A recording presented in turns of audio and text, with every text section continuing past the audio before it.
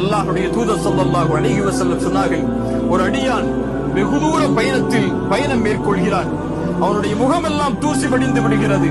அவனுடைய தலையெல்லாம் பரட்டை தலையாக மாறிவிடுகிறது.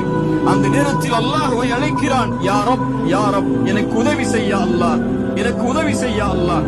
அல்லாஹ்வுடைய தூதர் ஸல்லல்லாஹு அலைஹி வஸல்லம் கூற வருவதுடைய பொருள், யா அல்லாஹ், நான் சிரமத்தில் இருக்கிறேன், யா அல்லாஹ், நான் கஷ்டத்தில் இருக்கிறேன், யா அல்லாஹ், என்னுடைய சிரமத்திற்கு விடுதலையை கொடு என்று சிரமத்தில் சிக்கி தவிக்கக்கூடிய ஒரு மனிதன் அல்லாஹ்வை அழைக்கிறான். அல்லாஹ்வுடைய தூதர் ஸல்லல்லாஹு அலைஹி வஸல்லம் சொன்னார்கள், அவன் உண்ட உணவு ஹராம், அவன் அணிந்திருக்கக்கூடிய ஆடை ஹராம், அவன் குடிக்கக்கூடிய பானம் ஹராம், அவனுடைய வாழ்வே ஹராமில் மூழ்கி இருக்கிறது, அல்லாஹ் தடுத்த முறையில் மூழ்கி இருக்கிறது.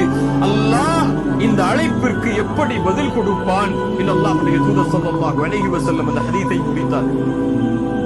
அல்லாஹ்வுடைய தூதர் ஸல்லல்லாஹு அலைஹி வஸல்லம் சொல்ல வருகிறார், உங்களுடைய தொழுகை ஹலாலான முறையில் இருப்பது முக்கியம் அல்ல, அது முக்கியம்தான். அது மட்டும் உங்களை மேன்மைப்படுத்தாத அல்லாஹ்விடத்தில்.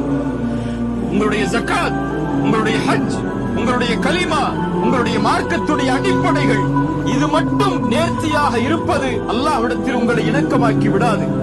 அல்லாஹ்வை நீங்கள் தொடர்பு படுத்த வேண்டும் என்றால், அல்லாஹ்விடத்தில் உங்களுடைய தொடர்பு மேன்மைப்பட வேண்டும் என்றால், அல்லாஹ்வோடு இணைப்பை நீங்கள் ஏற்படுத்த வேண்டும் என்றால், உங்களுடைய சிரமத்தில், உங்களுடைய கஷ்டத்தில், உங்களுடைய சோதனைகளில், உங்களுடைய தவிப்பில் ரப்பு உங்களோடு இருக்க வேண்டும் என்று நீங்கள் விரும்பினால், அல்லாஹ்வோடு நீங்கள் இருக்க வேண்டியது உங்களுடைய உணவில், உங்களுடைய குடிக்கக்கூடிய பானத்தில், நீங்கள் அணியக்கூடிய ஆடையில், நீங்கள் சேகரிக்கக்கூடிய செல்வத்தில், நீங்கள் செலவழிக்கக்கூடிய முறையில் என அனைத்திலும் யார் குர்ஆனையும் சுன்னாவையும் இணைத்து அல்லாஹ் அனுமதித்த முறையில் செல்வத்தை சேகரித்து அல்லாஹ் அனுமதித்த முறையில் செல்வத்தை யார் செலவழிப்பாரோ அவரால் மட்டுமே முடியும்.